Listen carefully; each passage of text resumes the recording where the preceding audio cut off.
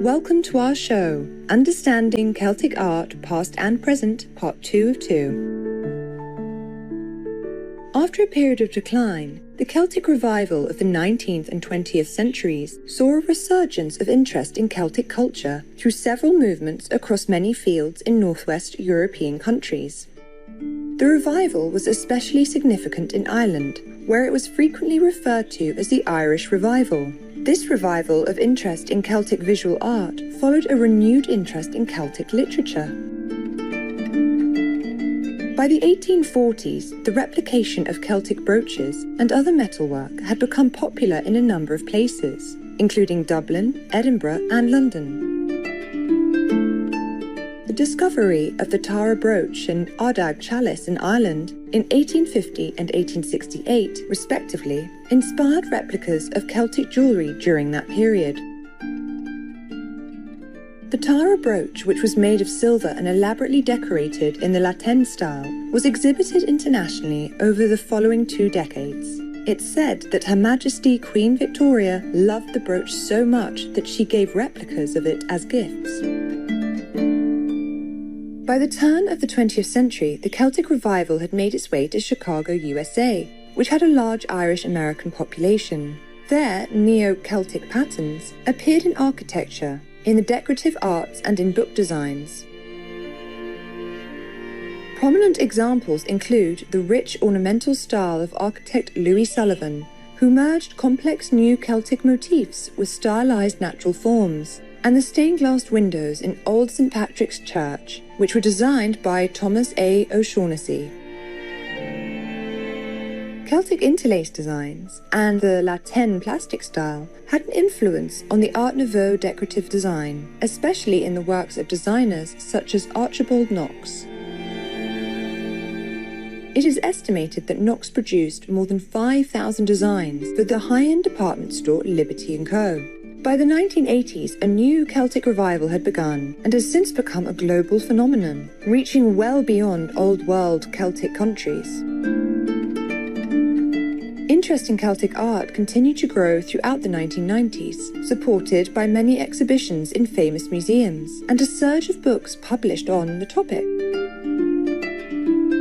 In 2017, June 9 was designated as the International Day of Celtic Art by a group of modern Celtic artists and enthusiasts, with the aim of raising public awareness about Celtic history and celebrating the work of Celtic artists and craftspersons through exhibitions, demonstrations, promotions, and workshops. Contemporary Celtic artists such as Courtney Davis, Michael Carroll, and Jen Delith, with their modern tastes, are good sources of inspiration for those new to this ancient art form. Of Welsh, Irish, and Scottish descent from South Wales, artist Courtney Davis is famous for his modern interpretation of the ancient symbolism, myths, and legends of the Celts. Using gouache and ink, his designs have been applied to a wide range of media, including paper, carpet, fabric and glass, and have been exhibited around the world. A self-taught artist, Mr. Davis's early designs were filled with complex symbolism inspired by the English painter William Blake. He then began using Celtic borders to his pictures to enhance these early pieces after becoming fascinated with this art style. In 1984, Merlin the Immortal, written by Courtney Davis and Peter Quiller, sparked a renewed interest in Arthurian legends. Mr. Davis then designed a series of black and white prints that were used in the book he is most commonly identified with, Merlin Awakes, Revelations and Truths for a New Age. He has illustrated more than 50 books, some of which have been classics of Celtic art. A Celtic illuminator since 1989, Michael Carroll has worked mostly in the insular art style, continuing the tradition of the 8th century Irish monks. He has gained vast knowledge of the magnificently decorated pages of the illuminated Book of Kells, having spent decades researching the ancient techniques used to produce them. Since 2018, he has served as Celtic art instructor at the Irish American Heritage Center in Chicago. San Francisco-based Welsh artist Jen Delith's deep love and respect for nature is expressed through her artwork, which has been published and exhibited around the world. In regard to how she is inspired to create art, she wrote this on her website. The Celtic tradition expresses a wealth of wisdom and understanding of the natural world, of plants and animals, and also the inner world of active imagination and our psyche. Working with the patterns, sacred images and myths of the ancient Celts renews my connection between the past and the present, the inside and outside, the seen and the unseen, life in all its mystery and interconnectedness through art and story. Let's now take a closer look at the main Celtic designs, namely spirals, interlace and knots. Spiral designs may be created from single, double, triple or quadruple swirls, which are usually joined to one another in either an S or a C-shaped arrangement. For example, the triskel or triskelion, also known as the spiral of life, consists of triple swirls or curved shapes, originating from a single point. It is used in the flags of Sicily and the Isle of Man, and also appeared in the 2008 British television series Merlin to represent the Druids.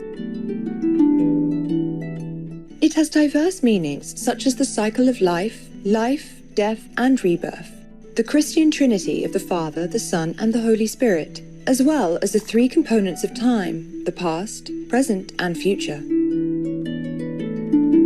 Another spiral arrangement is the step or key pattern. This pattern actually consists of spirals and straight lines. The maze design is a variation of the straight line spiral decoration, which stems from early Celtic developments in stone and metalwork, and subsequently appeared in medieval insular art. Celtic interlace has two main types, knotwork and zoomorphs. Knotwork is based on the following simple rules. First, the strands must alternate over and under, and second, the pattern formed should be continuous. Zoomorphs generally follow these rules as well, except when complex animal people shapes are used, in which case they tend to end in crests, tongues, limbs, heads or tails. Celtic true knots consist of complete continuous loops, without a beginning or an end. The knotwork pattern can be formed by a single strand interwoven with itself or any number of strips. True knots don't have loose ends or tails, unlike similar Celtic animal people interlace patterns. The triquetra, also known as the Trinity knot, is a common interlace knot pattern with 3 outer lobes and any number of curvilinear weavings within its centre. This symbol has made some famous appearances in modern times, such as on Thor's hammer, Mjolnir, in the US superhero film Thor, and on the cover of the Book of Shadows, in the US TV show Charmed. English rock band Led Zeppelin's keyboardist, John Paul Jones, also used it as his personal symbol on the cover of the band's 4th album. According to the book Celtic Art in Pagan and Christian Times by the British archaeologist John Romilly Allen, 8 elementary knots form the basis of almost all interlaced patterns in Celtic decorative art, 2 from a 3-chord plait and 6 from a 4-chord plait. All of these Celtic designs appear in the 2009 animated film The Secret of Kells, set during the creation of the Book of Kells, which combines traditional Christian iconography with insular art. For example, interlace is used for tree branches and tiny Celtic knots for falling snowflakes. The film ends with the book's most important page, the Christ's monogram She Ro page, coming to life, filled with intricate swirling patterns, and then finally radiating bright white light. For those who are just beginning to explore Celtic art, the book Celtic Art, The Methods of Construction by Scottish author George Bain might be a good place to start. This easily understood guide helps artists to recreate or even produce their own Celtic designs. First published in 1951, the book contributed much to the revival of Celtic art and has influenced many contemporary Celtic artists.